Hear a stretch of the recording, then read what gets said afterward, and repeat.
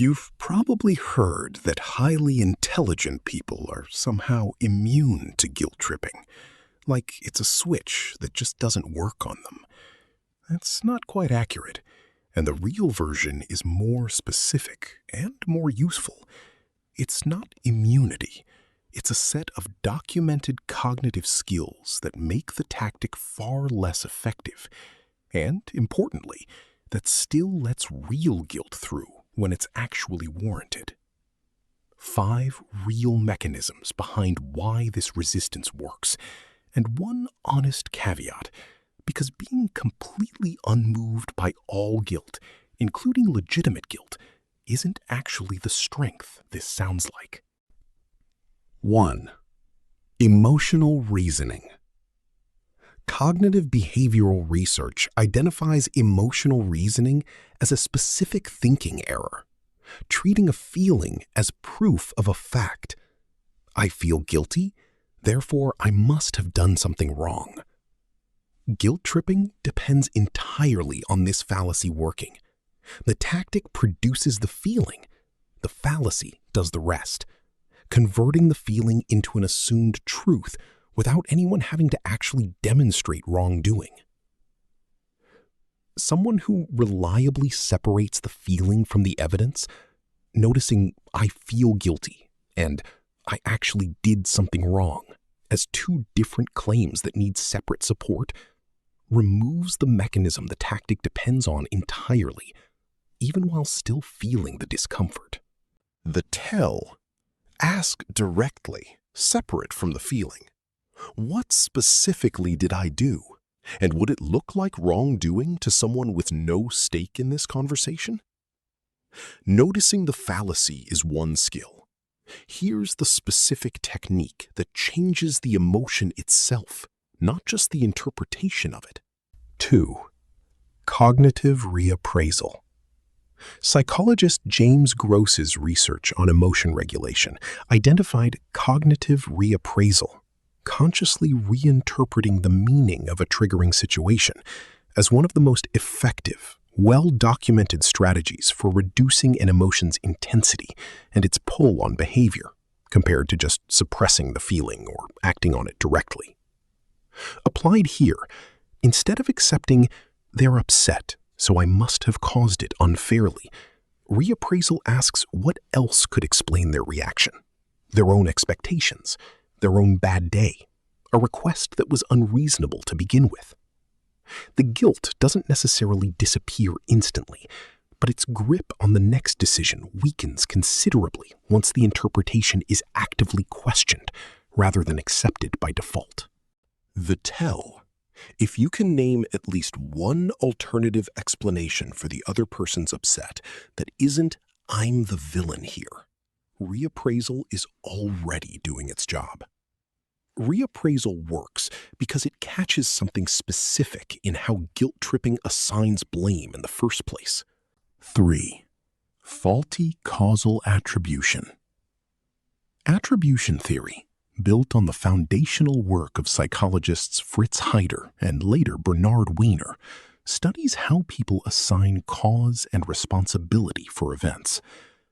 Guilt tripping relies on a specific, usually false causal claim. My feeling is entirely and directly caused by your specific action, skipping over the other person's own interpretation, expectations, or choices that also shaped how they reacted. In reality, almost every emotional reaction is co-determined by the triggering event, but also by the other person's own history, assumptions, and interpretation of it. Noticing that missing half of the causal picture is often enough to dismantle the manufactured obligation entirely, because the claim "you caused this, therefore you owe this" depends on a causal story that usually isn't complete. The tell?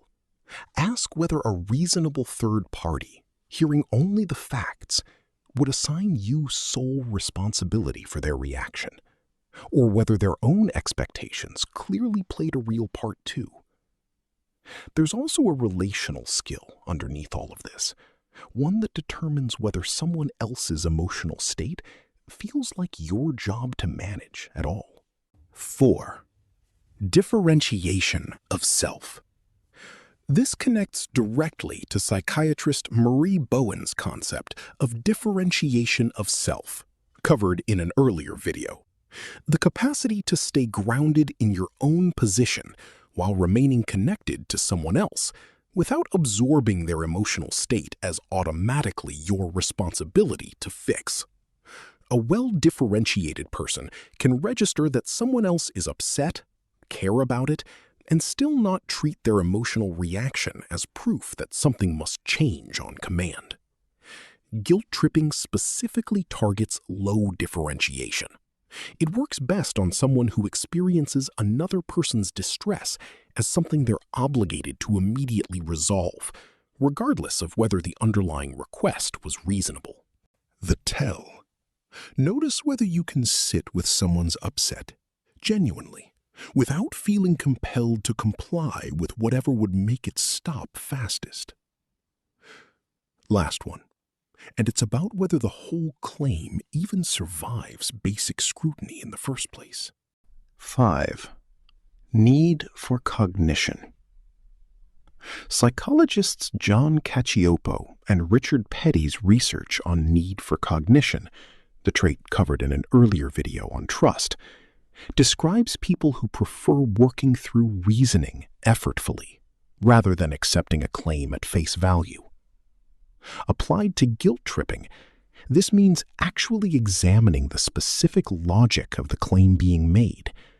Does this obligation genuinely follow from what happened, or does it only work if the emotional framing goes unexamined? A guilt trip that has to be accepted quickly, without scrutiny, to work, is exactly the kind of claim someone high in need for cognition is least likely to grant automatically. Not because they don't care, but because they default to checking the reasoning before agreeing to the conclusion. The honest caveat. One distinction matters a lot here. All 5 of these mechanisms describe resistance to manufactured guilt, not immunity to guilt in general. Real guilt over something you actually did wrong is a legitimate and useful emotion, and someone completely unmoved by it every time in every relationship isn't demonstrating strength. That pattern correlates more with the low affective empathy covered in the video on bullying than with healthy discernment.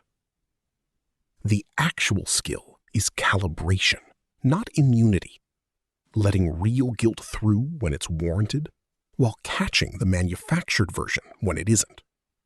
Blanket resistance to all guilt is a different, less flattering pattern wearing this one's reputation. So, separating the feeling from the evidence, reinterpreting the trigger, checking the causal story, staying differentiated enough not to absorb someone else's emotional state automatically, and actually scrutinizing the reasoning before accepting the conclusion. None of this makes guilt disappear. It makes the manufactured version far less effective, while leaving the legitimate kind intact. If you want the practical follow-up, specific responses to use in the moment someone's actively guilt-tripping you, let me know in the comments.